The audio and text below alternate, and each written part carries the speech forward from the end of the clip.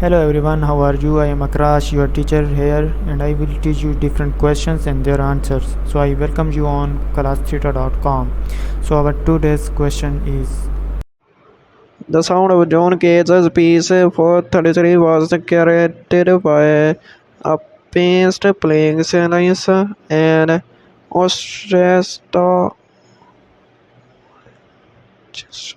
orchestra playing random notes.